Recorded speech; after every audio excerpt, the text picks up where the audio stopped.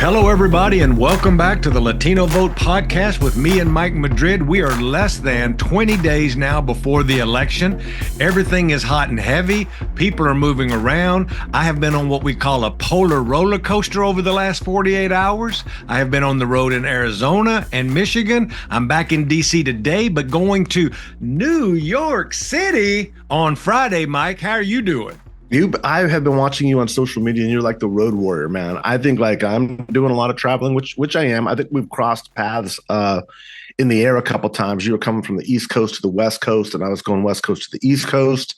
I waved to you on the plane, but you didn't see me. You're too focused on playing Candy Crush or whatever you were doing. But you have been doing campaign work, which is a little bit tougher than talking about books. So I don't know how you do it. My hat's off to you. It's got to be all that endurance training you do during the off season. You look good, you feel good, you sound good. What are you hearing from the field, man? What's going on? What are you hearing on the campaigns on the ground? The first update I got for you is to tell all of you listeners who actually are watchers on the YouTubes, if you're looking at this now, if you look over my left shoulder, this is my new tchotchke from Arizona. This is my poster, Mike. You should know I got you one at the house here. I love that. I got you a poster for the house. Also got some Loteria cards that are on the literature for Ruben Gallego in Spanish. For all of you who are just listening, I'm showing Mike on the camera some literature I brought back, and also a poster. La Mentirosa. I saw the La Mentirosa. Hold that up again for viewers. Yes, it's a Loteria card, guys. That's just brilliant creative. There's Carrie Lake's La Mentirosa. And this one at the bottom? La Peligrosa, the danger. And El Senador right in the middle, Senator Ruben Gallego. That's beautiful. And the Marine at the bottom when he was young? Marine, yeah. El Rio Saguaro, perfect for Arizona. That's brilliant creative. That's good stuff. That's really, really good stuff. That's a mailer. This is literature that's handed out in places where Latinos are, and I want to walk you through our day on Saturday. There's a mailer going out that I'm actually doing myself with him and his campaign that will go out in the next week or two. I got there on a Saturday morning. I wanted to spend the day with Ruben in the life of a Senate candidate. And I think it encompasses what me and you've been talking about. When we got there, the first event on a Saturday morning was a labor rally at the Carpenters Hall, building trades. For all of you listening, building trades are like a very white heavy, dude heavy, guy kind of atmosphere. They're carpenters, they're laborers, they're the folks out building things that Mike Madrid are talking about in quote unquote the housing industry and the commercial industry. And, you know, he's very comfortable in that room. He's really been comfortable about unions his whole life because he was a worker and he was actually worked on construction sites when he was younger. And the way that he could control that room was something to watch. And he's really good at it. And it's not like most politicians that me and Mike have tried to teach how to be around workers. It's just really natural with some people, and it was natural for him. The next thing is we moved to a little town. I think it was Tulare. I had it around here somewhere. It's right outside of downtown Phoenix. It's its own little 6 mile by 6 mile town. It has a Latino mayor. It's probably 80 or 90% Latino. But the things as I was driving out there that stuck with me, Mike, and you may know some of these places in Los Angeles, but there are these little houses. They're not little, but they're ranch houses. They're just one story, but everybody's got an acre or two behind their house, and they all have a little corral and 1 or 2 horses. And they were folks out with their horses, and they were having, the mayor, who was Latino, was having let's call it a breakfast or a barbecue in his backyard at like 10 a.m. Him and his kids had made breakfast burritos for everybody. And me and you have done this event 100 times. And there's normally 15 of the same 20 activists in the community that show up at this thing. There were 50 effing people there. Wow. And less than 10 of them were staff and reporters. They were like, I met school teachers. I met Vietnam veterans, Korean veterans, Afghanistan veterans there, like all kinds of different veterans, teachers, ex-city councilmen, 3 different grandmothers who would walk down the street. Like there's real people. Something really special happening in Arizona. We went on to do a big corporate event in the middle of the day with the power company's employees. Let me say that the power company in Arizona employs over 3,000 people, and water's a big issue for them. And they brought their employees together for a political picnic at their headquarters, and every politician in the central Arizona area came in to give a 2-minute speech. Burgers, fries, hot dogs, kids, bouncy houses, cornhole. It was really cool. I got to meet Carrie Lake. Some story for another day. They were passing with You Ruben. did. Yeah, like she is short and mean. Did you take a picture? You took a picture, right? Oh no pictures. And it was interesting. No. Ruben was walking around with his a daughter on little his selfie with her. shoulders. We could put up on the website. Oh my God, that would be so hilarious. And then we went, you'll appreciate this, to a garage where we had a lowrider event with a bunch of Latino mechanics. Lowrider culture is a thing in our cars. Two of my buddies who live in Arizona, who I didn't know would be there, showed up with their cars.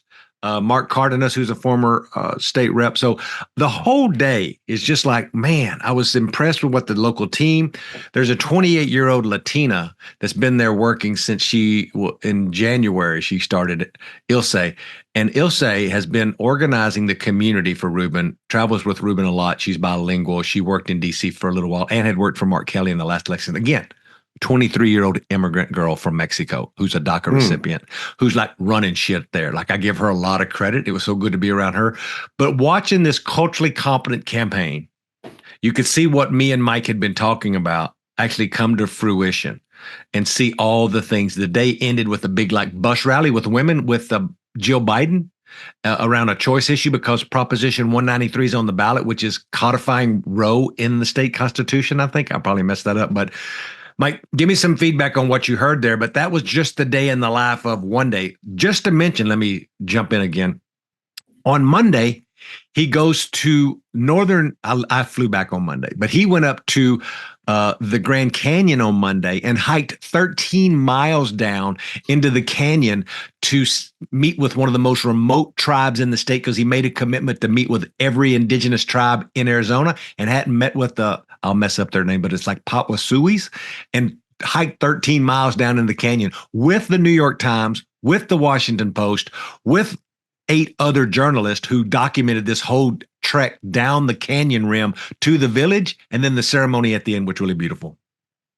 You know what the worst part about hiking down the Grand Canyon is? I think they had a buggy to bring them back, but go ahead. Oh, I was going to say, you got to hike back up. But of course he did. He went downhill, but he didn't come uphill. So it ain't that good of a story. But when he got the New York 13 Times, miles a long way down. 13 miles up, it's an 8-hour day. I don't mean to take that from him, man. I couldn't do 3 miles down the Grand Canyon. So Ruben, my hat's off to you, buddy. That's good. It's a great story. I can't wait to read that when that comes out. And there's something is happening on the ground in Arizona. And like I said, very early on, and I think I got a little bit of clapback for it, the same way that Jim Clyburn saved Joe Biden in South Carolina, I think Ruben Gallego saves Kamala Harris in Arizona. I think the campaign is so good. It's so well run. It's so on message. It does help that he's running against Kari Lake. I mean, let's be honest, right? She's a really bad candidate, but that's okay. You play the cards as you got them, and if they deal you a couple of aces, you take the aces. And he was dealt them, which is great. So at this point, if he can move that needle, and he's making a lot of these inroads and carrying a Democratic Party message to this community, to the Latino community, in a way that Kamala Harris, let's just be honest about it, can't. And that's okay. There's nothing wrong with that. That's the way party politics works. But he is doing something special. He is doing something unique, and I can't wait to see what the results look like in Arizona because the only reason I think it's even still competitive at this point and Harris has a decent shot is just because Ruben's campaign. So, and by the way, there are people that are going to split. There will be Trump voters that vote for Ruben. I believe that.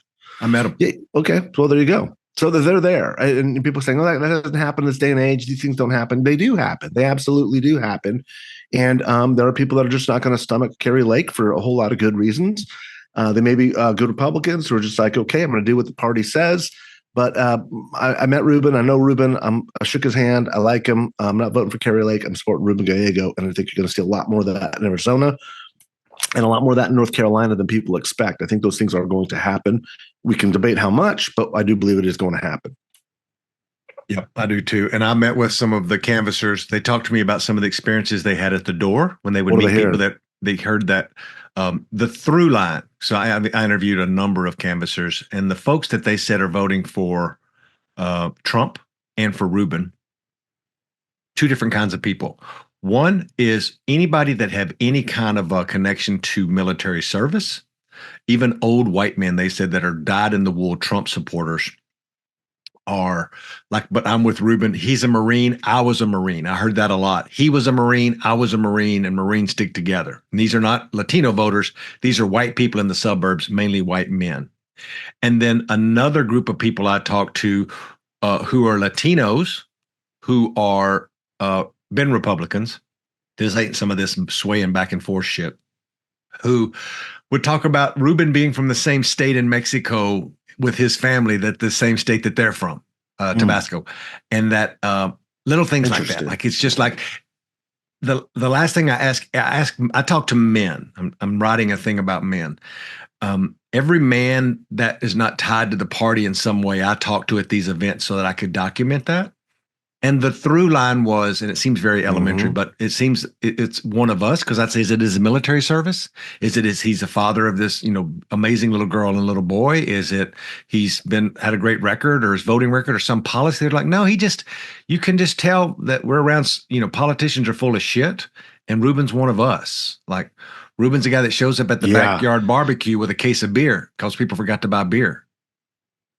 Like little things like that. Let me talk about that a little bit, because it's really, really important. The New York Times Hispanic poll came out a few days ago, and it showed some data that is reflected in that anecdote you just mentioned, Chuck. What it said was the Democratic Party scores very high on quote unquote understanding people like us. But, and here was a big problem, it scores very, very low on whether or not the quote Democrats will or are able to do things that affect my life. And that is such a big part of this movement towards the Republican Party, because here, check out Donald Trump. Trump in this poll gets 37%, but only 30% of his own supporters are saying that he understands people like me. So it's not the 7-point differential between who's voting for him and who they think they can relate to him as a community. But the Democrats' numbers are so upside down. The Democrats have heard so many times, these voters have heard from the Democratic Party so many times about how they're going to improve their lives, and it just doesn't happen, and it doesn't happen, and it doesn't happen, and it doesn't happen. They're not buying it anymore. That's a huge part of what this shift is all about. So when a Ruben Gallego comes out and he's relatable and doesn't look like the candidates who've been telling them that your life's going to get better, and understands them culturally, and he's from the barrio, he's from their way of life, it connects different. It feels different, and people can relate to it differently, where it's not just this guy understands me, it's this guy is me. And that's a very important distinction in politics. And it's a huge, huge relatability problem that I've been talking about here on the show with Chuck for the past couple of years that the Democratic Party has. It's not that they don't think that the Democrats understand them. They do. They just don't believe that the Democrats either will or can, because the system's so jacked up, that they can fix the problems and impact their lives. That's one of the biggest barriers that Democrats have. And it's why a candidacy like Ruben Gallego's has the ability to really fix a lot of those Latino numbers in Arizona for the Democrats. Yep. So it'd be really interesting. And for those who say that there's not ticket splitters, I wanted to go out there to make sure that I could do some on the ground research to back up Mike Madrid, who's always said there'll be ticket splitters in Arizona. To say that I met them, I talked to them, I had conversations with them, and I had lots of little mini focus groups with them to find out why they were voting that way. What did they see in Ruben? What did they see that was different? Next, after I got back from going to Arizona, many of you who are watching on YouTube will see that I am wearing the University of Michigan colors from the Center of Racial Justice, where I was asked to go up and be one of their guest Mike Madrid lecturers. I am a lecturer of the colleges now. Oh my goodness. And gave some lecturing and talked to them about the Latino Vote podcast. A lot of them asked how I put up with Mike Madrid and all the things about Mike Madrid. And I was like, Mike Madrid couldn't be here. They can only afford to pay one of us. So I took the spot. But it was really cool. And I hadn't been in Michigan in a long time. I'd never been on the campus of Michigan at Ann Arbor. And there are some amazing Latina and Latino professors up there teaching political science. I met Mara at the Midwest Political Science. I can't even say it, but it's the Midwest Political Science Convention. This is a convention of professors in the Midwest who teach the political science. And I met Mara. She was like, you got to come to the University of Michigan. I've been listening to you and Mike's podcast since the first day it came out. And so she just followed up, and we made it happen. And, it's hard to get me to go speak at a college 22 days before the election. But for the right amount of money and for the nicest people in Michigan, I will go just about anywhere. But Mara, thank you so much for having me. We had a great time. My favorite part was the luncheon where I actually got to interact with students. So I gave them all a book. I got them to ask me questions. We talked about the Latino vote. They had great questions. And then later that evening, I did a lecture in a lecture hall with a lot of the professors, faculty, and some students as well. But while on the ground there, I touched base with some of my friends that are working on the coordinated campaign in Michigan and actually ran across door hangers that Elon Musk was putting around on the doors out there with his the America Pack. Let me pull up the picture for everybody. And I saw you text me a picture of that. It's pretty wild stuff. I'm going to put it up here and I'll send it to Andreas. But here's their door hanger. Something talking about Kamala Harris. And for those of you who can see that, I'll back it up a little bit more. But to read it to you, it just says, Kamala Harris has a radical plan for Michigan. Killing jobs, sky-high inflation, and massive tax cuts. Vote early and stop her. And that's literally the front of it. Massive tax cuts or tax increases? Massive tax hikes. Tax hikes. Yeah. Paid for by American PAC, not authorized by any candidate or candidates committee. www.theamericapac.com. That is Elon Musk PAC. And that's what's going on the ground. Yeah, Elon sure is invested in this thing, man, in a very unique way. 75 million, if I thought. Is that right? He just gave 75 million. That. Yeah. That and the Twitter, basically a contribution to the campaign. I mean, Twitter's as bad as it is, and I love it there because it's a sewer for politics. But it has become all Trump all the time now. It's a 24/7 Trump propaganda machine. So he spent $44 billion to buy that infrastructure. He's showing up at rallies. He's dumping $75 million into PACs. I think this is what he's viewing as kind of venture capital, right? It's if I invest a couple $100 million into this campaign, I'm going to get a return of about $4 or $5 billion in grants from this president who's going to kind of keep financing my entrepreneurial activity. So interesting way to conduct business. Actually, a few people have learned that in California through our initiative process, but Elon Musk is doing it at a scale we've never seen before, but fascinating. And thanks again for keeping an eye on things happening on the ground. For my part, I was at Penn State, where you had gone earlier. I see you're Michigan and up you Penn State. I see you. I was at Penn State with Professor Andrew Sandoval Sullivan. And we had a great time. Penn State, it's a great part. Pennsylvania is a peculiar place, brother. A lot is going on there, and I feel better about being there on the ground with Professor Stanwell. And Pennsylvania's going to be tight, but I don't think it's. I think she wins the state. I mean, what are you hearing? I know you've got a son and grandkids. The little Rocha boys are in Pennsylvania too. Anything from the ground? Anything to report from Pennsylvania? Yeah, I've been talking to some folks out in Reading and Allentown. We are running a large canvas with our big partner client, Unidos US, who Mike always likes to remind us gave him a Lifetime Achievement Award some time ago. I think they want to take it back after this cycle, don't they? No, they don't. They still like you. And they're running a big canvas. Shout out to Rafael Callaso, the Puerto Rican king there in Philadelphia, who's running many, many canvases. They're getting money moved in there from outside groups like we always do in the last month or two. So they're doing door-to-door stuff. We're trying to expand that in Reading right now. We were on a call this morning about expanding the canvas there. Susan Wild is doing fairly well in the congressional race there. And then my son just sent me a mailer that he got in Western Pennsylvania. He lives in just north of downtown, but in the city of Pittsburgh. It's actually Bellevue Township. But things are, everybody spends all their money right now. We're so busy. People are doing so much. And I do think that Pennsylvania is in a good place. I'm probably more worried about Wisconsin, to be honest. Yeah. Just because there's not as many Latinos, there's not as many Black people, and there's not as many union members to make up. And that's the real difference in Michigan and Pennsylvania, y'all. For those of you listening, we talk about these three states as if they're equals, and they are very industrial, very white. But there's a lot of Black people in Philadelphia and Detroit and the surrounding areas. There's lots of Latinos in Eastern Pennsylvania, and a decent amount in Michigan. And the difference in Michigan is there's also a shit ton of Muslim Americans there as well in Michigan that could help or hurt somebody. But none of that's in Wisconsin. It's very white bread in a good way.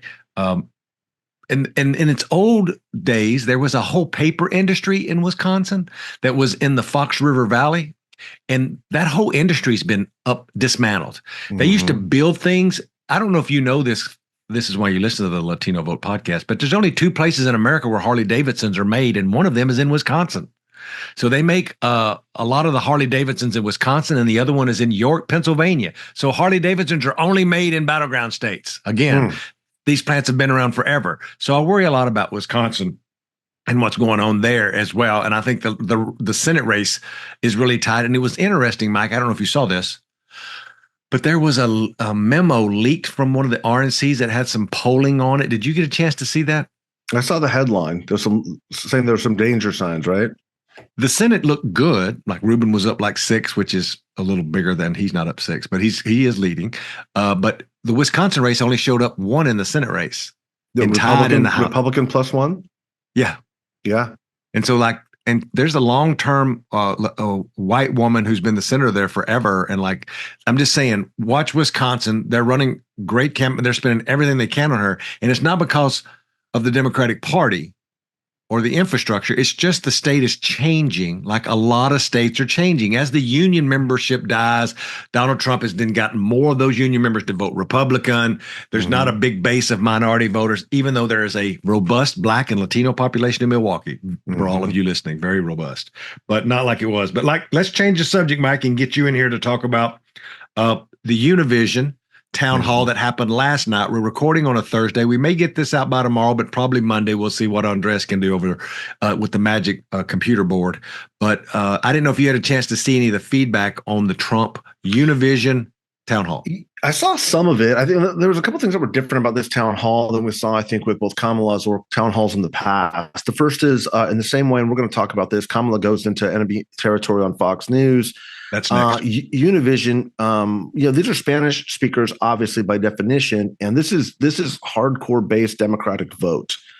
And Trump, to his credit, goes in there. I mean, he's not afraid of this stuff usually, but he goes into Univision, and I don't think there was a single question he answered well. I don't think he did. I don't think he did himself much of a favor. But again, I don't know that he did himself much harm either because of the demographic that we're talking about. There were some really tough questions, which he frankly he deserved to be confronted with. And I'm not too sure that he addressed them adequately, at least not the way that you and I would say that they were sufficient answers for the community. But he also didn't shy back or try to equivocate. He just kind of stood there and stood his ground. He wasn't as much of a dick the way he is at a rally. Sorry, didn't mean to use that word, but you know what the word means. Yeah, that's the word of the day. Mean. He was just mean. I was just mean. Yeah. So, but he, it's just Trump being Trump. And like I said, he wasn't out there kind of putting a stick in people's eye, but he also was not given any ground. And I think that that's probably the best position for him to be in, to be saying that. And I like I said, I don't think this moved the needle for him or against him, but there is something about him showing up into the lion's den the same way there is for him, for Kamala Harris going on to Fox. But what did you think? I thought the same thing. I don't really have much more to add to it. I will just say I was called this morning by one of the New York Times reporter that's doing an immigration piece on Donald Trump, and she was asking me, this is a very senior reporter, if it hurts Donald Trump to be doubling and tripling down on the narratives that he did last night. Even last night on Univision, he was talking about eating cats and dogs, just for all of you scoring at home. Like, he did not back down. And I said, I think it can hurt him in certain states, but also he can't give up the narrative when he's still trying to scare white women into getting back to the Republican Party, which is the whole juxtapost of all of this. And we see it everywhere we go. But not soon after that, Donald Trump also did a forum with a bunch of women. Come to find out, it was a bunch of women who already support him and some of which are on the payroll for him, which wasn't surprising. And then lastly, I'm going to get Mike's take on this because I definitely have a hot take on it. Kamala Harris walks right into the lion's den and does a Fox News sit down with is it Brett Baer? Red Bear, yeah. Yeah, who's not one of the crazies over there. Like they's got some good and crazy people. Brett Baer's a good reporter. I know Brett. I used to be on his show all the time, and he always treated me fair. But that was before Donald Trump. Yeah. But I'm gonna hold my tongue and give my reaction after you give yours. Look, I thought that I thought she did a great job. She certainly did as well as you could do. It was Fox, so of course 70% of this was immigration. It was not only unfriendly territory; there were unfriendly issues. But she showed a little fire. She was fierce. She pushed back too. She gave as good as she got, and I think and I appreciate that. Now let me say this though: we're 20 days out of an election. And her going on Fox News and considering going on Rogan is either a sign of it's a sign of one of three things, I guess. It's either confidence that they're going to start making an offensive incursion and trying to eat and chip away at Republican voters. Two, it's an act of desperation, which is shit. We can't get past this ceiling that we're hitting. We got to find voters somewhere. And they're deciding to go onto these different platforms and different mediums. Or it's a split of the two. And with the changing coalitions in the party, they feel that they've got no choice because they're not opening up the way that they need to in some of these battleground states. And I don't know what it is. I was talking to an LA Times reporter yesterday about this dynamic, and the question becomes, which is it? What does the data say that it is? The shifting coalitions in the party have made things very different than this year than not. And however you slice it, it's a non-traditional play in a non-traditional environment. And what I do know is I don't know if it's going to work, but I'll tell you what, neither does Harris's people. They don't know because no one's done it before. That's right. But it is extraordinarily uncommon to be in a persuasion mode when you should be in GOTV mode and going purely to base. So look, it's either going to look brilliant or it's going to look, bad at the end of the campaign. I think that's why we like campaigns is they're zero sum. The winner gets everything, the loser gets nothing. So they feel that they might as well roll the dice and try and push these numbers a little bit higher. Now, what I will say is this. Same day she goes on Fox News, she does this big Pennsylvania appearance with these Republicans, Adam Kinzinger, Liz Cheney, all these folks who are bailing on the Republican Party. And Pennsylvania, for listeners at home, Pennsylvania was the one state that had the biggest GOP defection rate in 2020. That was where I was throwing all my money with the Lincoln Project. And we were able to move 10% of Republicans off of Donald Trump to Joe Biden. Bigger than Arizona, bigger than Georgia, bigger than Wisconsin. It was the biggest swing state defection. So they're seeing that data too. They're making their play there, and they feel I'm absolutely convicted. They're seeing the continuing leakage of Latino voters and Black men and realizing they're not going to get them back. And they're right. It's too late. If all of this historically early stuff and the historically early spend would have worked or made a difference, we'd be in a different place right now. So they've got to make up those votes somewhere, and they are correctly seeing that they're going to make it up by picking up 2 or 3 points in Republican defections. That's the play. That's what's going on. And I think they're right. I think it's the right strategic calculation. Many of you guys who've been following me on Twitter know that 2 years ago, as this race started right after the midterms, I tweeted one thing. I'll post it again just to remind people. And that is the winner of the presidential election is going to depend on whether or not the Democrats can hold on to enough of their U.S.-born Hispanic men, and if Republicans can hold on to the white college-educated women. That's the race. That's the whole race. That's why Kamala Harris is on Fox News, is because the slippage, the leakage of Latinos, and I don't think it's going to be more than a couple, 3 points, but it's happening, is going to be offset by the number of women that they're able to overperform with, and that's what the numbers are showing. How do you see her performance, Chuck? I don't think it matters in a persuading a voter mantra. I don't know if I said mantra right, but I think it does matter in a narrative. And you're like, well, Chuck, don't you create a narrative to win a voter? You did 6 months ago, but to Mike's point, we're 20 days out. Most people have made up their mind. But what she does, which is to Mike's point, very unusual, is she went into the lion's den and showed that she was tough and that she would go into the lion's den and do an interview when she had been kind of getting labeled as A, she's not talking to the press. B, she's only doing softball interviews. By the way, in my opinion, all that's bullshit. Or she's not going on and doing any hard-hitting interviews. Well, you don't see anything more hard-hitting than what you saw her and Brett Baer go toe-to-toe for a half hour and her stand her ground.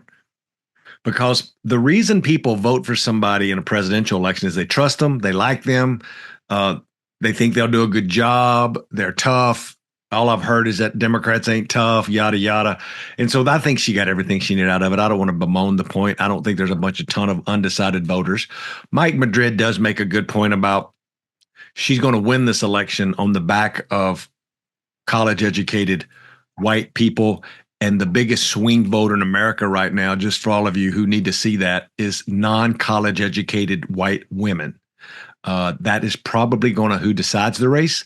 I disagree with Mike a little bit and think that the college educated women are already there, but that there are enough of the white non-college educated women who could really turn this thing for her.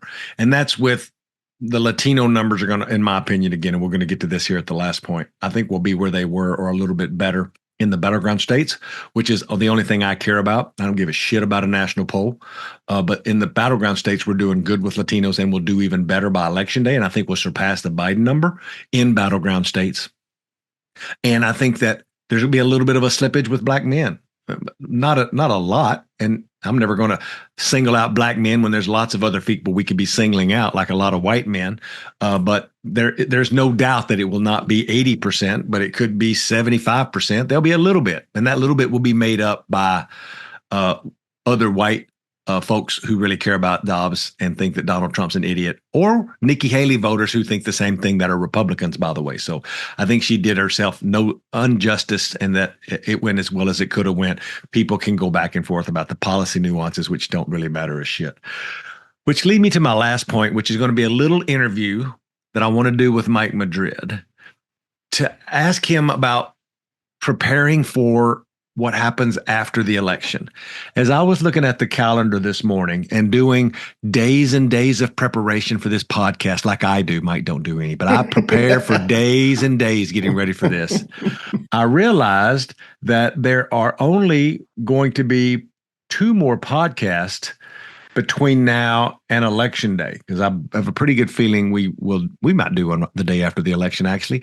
But we have to only have 2. So I want to set expectations, and we can have this be an ongoing conversation. But the expectation I want Mike to set with the viewers is that if you watch Mike Madrid on Twitter, or if you watch other Democratic pollsters on Twitter, or if you watch other Republican operatives on Twitter, you have all these people that have strong opinions about the Latino vote. And some of them rightfully so are Latino, and they should have their opinion. And whether they're paid by the party or paid by the Republicans or the Democrats, or they're an outcast like Mike Madrid and burn the boats at the shore like he says, I need to get a better understanding to figure out how I know who wins. And this is the point. And here's the question, Mike. The log Chuck wrote your wind up, which is, if we're looking at the performance of a Latino voter, I've seen people that have been using the exit polls as a way to measure past performance of Latinos in elections. And then when they compare that to this year, since there's not an exit poll yet, they'll use an average of major polls, I assume, that have probably I would assume some semblance of having enough Latinos in the sample to make it a decent poll, and then see where that is in an average, since they don't have an exit poll from this election. And so the question is, when this thing is over and the next day we say Latinos performed at the same rate that Joe Biden did last time, or he exceeded that, or he fell below that, how will you measure that? Not how everybody else will, because I want to get to how everybody else will, but what's the difference in how other folks will measure that? That's a great question. The answer is very simple. Pew Research is the gold standard. Do they do exit polls? They do. Okay. And Pew Research has been doing it longer and better than anybody in the country. What began after the Obama era, especially when Hillary Clinton's numbers tanked and you had a consultant and a polling firm that was lying and putting out bad numbers about her performance to protect their own asses because they lost Florida for her, they started to say things like, only we understand the Latino vote. And nobody questioned them because they used a Latino name in their name. And they started to drive this fake narrative about who Latinos were. That's kind of like walking into a car dealership and saying, these aren't really cars because we're the only people that know how to make cars. And so unless you use our standard and our definition of what a car is, you don't really understand what's going on. This, of course, has been proven quantifiably wrong over the past decade because they've been wrong every single time. But what is important to understand is, just like the Republicans do with Rasmussen and Trafalgar, they flood the zone with a bunch of shit information consciously. It is a disinformation campaign. Okay. They did it in 2016. They did it in 2020. They did it in the midterms. Okay. 3 times. And they're doing it now, by the way. They're flooding the zone now with really bad polling, which shows disproportionately low numbers for Trump and higher range for Kamala Harris. What is interesting is even these bad polls that they're floating are show a weaker position for Harris than where Biden was. So when it's bad for the bad guys, the numbers aren't great. So the number you really need to, I think, look at to determine whether or not she improved or whether Harris improved or did not improve is to look at Trump's base number. That's the number that tells you everything. And does he get over or above or below 35%? Okay. If Trump gets above 35%, he incrementally improves. There ain't no way Donald Trump's getting to 40%. There are a lot of polls out there, credible polls, New York Times, Siena, Mason-Dixon, Economist, YouGov, Quinnipiac, all of them are showing Trump Let me interrupt and just ask a question so the viewers may have the same question I have right here is, of those polls, are those national polls with a Latino sample or all Latino national poll or some form of that? They are, yes. So the way it works is, both. Let me say both. For example, the New York Times Siena poll had a subsample of 900. Okay. National poll. National subsample of 900, which is very statistically valid. This is an A+ rated poll by 538. It's the gold standard. It's the highest rating you can get. Incidentally, some of these partisan pollsters that are flooding the zone with shit have some C ratings from 538. These aren't real polls, they're propaganda. And they're used by partisans to drive a message. They're not used to actually gauge voter opinion. They're there to drive this narrative about immigration. Do you see that on both sides, or they get their clients? Do you see that on both sides, Mike? With the Latinos, no, it's just on the Democratic side. But do you see with the Latinos? No, it's only the Democrats are flooding the zone with bad polls. Okay, I am seeing Republicans flooding the zones with bigger national surveys with bad polls. Yes. But what I'm saying is a lot of viewers are going to hear this and because of the social media bubbles they're in, go, well, this is what the Republicans do. This is why they were lying about the red wave. And they listen to certain talking heads and say, oh, the Republicans are flooding the zone with bad polls. The Democrats are doing it too, guys. Don't think the Democrats don't do this shit too. They're absolutely quantifiably doing it. There's a foundation in California yesterday that's floating bad polls showing 200 samples in a congressional district. 200 sample, that is not in the battleground, in the swing House seats in California. That is not science. That is not a poll. 200 sample is propaganda. It's garbage. And yet they're trying to get, and they do get, because the media will buy that up. And they know that. That's why they're doing it. They're feeding this narrative that these things are happening when scientifically it can be proven that it is not happening. So, like I said, both sides engage in the shenanigans. Okay, so it's very hard if you really care about a national Latino vote, which I do. You may not, Chuck. I do. It matters, and the swing states also matter. Right? They're different, but they're both extremely important for a lot of reasons. So, clean data, real data, cannot and should not be trusted to partisan firms because they're not interested in the truth. They're interested in their political agenda. That's why Pew is so important. Pew exits are everything, not just because of the quality of the methodology, but because the length, the many decades that they've been doing it. Nobody has been doing it longer with the same methodology as they have. Now, what you're likely to see is if the numbers don't get better for the Democrats, you're going to see these same people attacking Pew, attacking the New York Times, attacking Nate Silver, attacking The Economist the way they did in 2016, because they were wrong, and the way they did in 2020. And by the way, the 2022 midterms, when they got all them and all their buddies saying, oh, there's a brown wall and Latinos defended democracy and all this horse shit that ended up being proven quantifiably wrong. It was a lie. They do it immediately 24, 48 hours after the election. They start putting this shit out there to confuse reporters, and they do it for a reason. They do it because that sets the narrative before the data is even in. It's exactly what Donald Trump does by saying, stop the count. We're already ahead in the count. Now the Democrats are going to steal the election. Of course, that's false. Of course, that's a lie. But once they start that narrative with their own people, that becomes the standard. That's what they're going to do. Okay. And I know that quantifiably because they've done it in 3 of the last 4 elections, and they've already started the process now.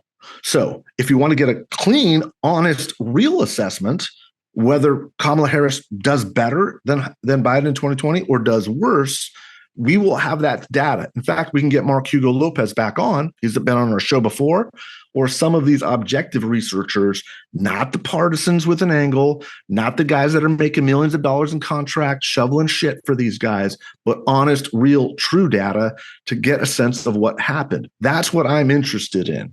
I'm interested in both the swing state data, but also the national data, because I'm interested in this vote as an arc in history as we transform into something as a different country. I'm not just interested in who wins red or who wins blue and how much money I'm going to make on which contract on what side. I don't give a shit anymore. I'm way past that.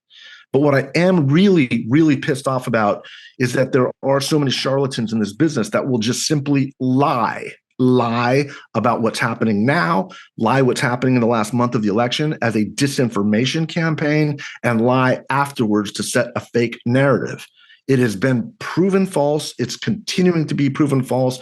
More and more journalists are understanding it, but that's the way you assess the data honestly, is you use objective researchers using sound methodological exit polling research, and you use it from somebody who has been doing it longer than anybody else. That's the answer.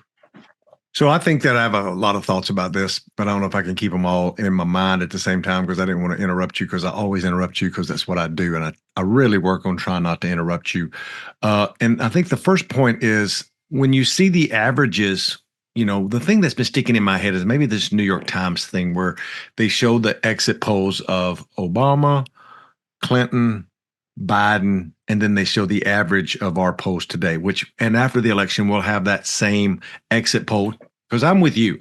I think exit polls suck. I think exit polls aren't right. I think whatever. But if you're going to measure, and you've always said, and Mike says this on Twitter, so he'll know I'm watching, is that if you're going to believe them or not believe them, if they're doing the same way, they're not going to be lying when you don't like what they say. So as long as you're doing it the same way, I'm down with that. Like, if we're going to use all the exit polls, but if we're going to compare them to the others, then let's just do that. And they're not doing that now. They're using an average because there's not, quote unquote, an exit poll yet. But what I don't want to happen, and what I wanted to understand, and for those of you Democrat operatives out there, like, why don't you ever put Mike Madrid in his place? And why don't you ever fight? Like, I can fight with Mike Madrid, but I also want to listen to Mike Madrid, even when I don't agree with Mike Madrid, because I don't know everything I need to know about every nuance of polling. And I've been doing this for 34 years, but I'm man enough to say that I don't know that, and that I try to understand. So if I'm in that lane, then there's probably a lot of listeners who are trying to figure out what numbers mean what as well. So that's why we're doing this little exercise today, 3 weeks before the election. So if we're going to look at the exit polls nationally to come up with a national number that we compare to that same national number 4 years ago that was compared to the same number 4 years before that, I'm down with that. And the reason that I say national polls don't matter, they do matter, but they don't matter for what I do. I win elections, and I'm down to win elections in Arizona and Nevada and Pennsylvania, where I'm working and fighting for the vote. What the national poll tells me, and to be honest, I'll just say it this way, in the way that we're going to underperform at the top of the ticket in California and in New York, where there's no advertising for either county, for either campaign, and we do worse, tells me something. It tells me we're losing an argument on who's better for whoever you are as a voter without spending any money. If the playing field's just level, we lose, and we're losing it right now. Either Fox News and Donald Trump or whoever's got sharing whatever information, that's where people are getting information because there's no paid advertisements in California or New York. So on a national poll, that's what I look at. Not that it doesn't matter to me at all because I'm not trying to win the presidency in those two states. But it does matter to me when I look at what I think Mike was getting at. I don't want to put words in his mouth about what's the trend line look like. If it's trending away from us, slowly moving and slowly doing worse with Latinos that Mike loves to talk about in California. And I can't fucking stand it because he's right a lot of times about it. Because where there's nobody talking to Latinos in East LA, they're doing better for Republicans because they haven't heard from anybody other than their crazy uncle, Fox News, or somebody else who's saying that Democrats suck when they don't suck. But that's all they hear because there's nobody fighting for that vote. So that's what really kind of gets me like, am I doing this right? Am I comparing the right things? You know, Mike? Yeah, that's right. And that's a good way to look at it. Look, Kamala Harris is doing quantifiably worse with Latinos in California. And if you saw the University of Texas hobby poll that came out yesterday, Trump is beating Harris with Latino voters. Now, do I believe that? No. But do I believe that the numbers are getting worse for the Democrats in Texas? I do. By the way, they show Allred beating Cruz with Latino voters. They show Cruz doing worse amongst Latinos than anybody else. So you're right, but Texas is not in play. So does it matter if, over half of the Latinos in the country are in Texas and California? Then throw in Florida. Like these are the three states where 75% of the Latino vote is. Well, that's a slight exaggeration, but my point is, does that matter if it's not affecting the outcomes of races? It does if you're interested in the Latino vote nationally. You make a very good point. It doesn't tell me anything about the swing states, but you are seeing also some really bad methodologies from other organizations that are doing swing state Latinos. Nobody in their right mind would poll swing state Latinos. I'm laughing because it's so fucking absurd. This is not real campaign stuff. It's propaganda designed to raise money for organizations and groups, saying, give us more money and we'll fix your problem. That's how the racket works, guys. And here's what's really frustrating about the Latino voter and this cottage industry that's been built up is the more that they mess with the samples and the more that mess with the methodologies, you can easily manipulate what the quote unquote Latinos look like. I'm looking at a poll this morning that was sent to me from a deep Democratic insider. Okay. This poll is one of swing state Latino voters.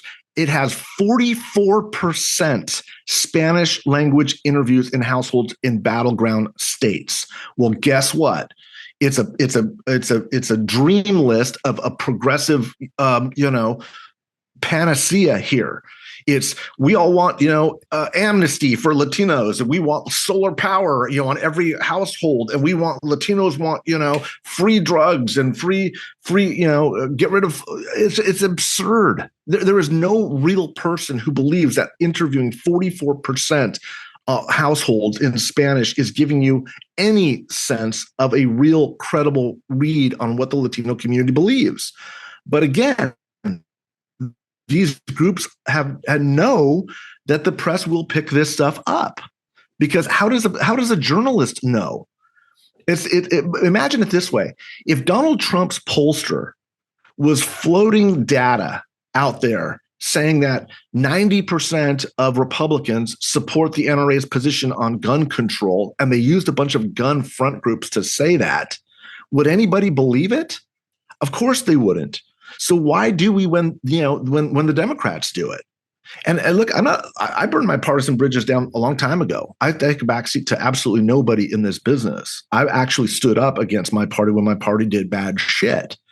But when you ask people to stand up and do the right thing in their own party, suddenly everybody goes, oh, well, wait a second. No. I got too much money tied up in this. I got my White House Christmas card invitation to go to. I do business with these people. And that's the fucking problem with the system. Let me say this. That's why I got, let me finish. That's why I got involved with the Lincoln Project, is because I had it. It's like enough of the bullshit. I'm interested in the truth. I'm interested in what matters. I'm hoping Kamala Harris wins.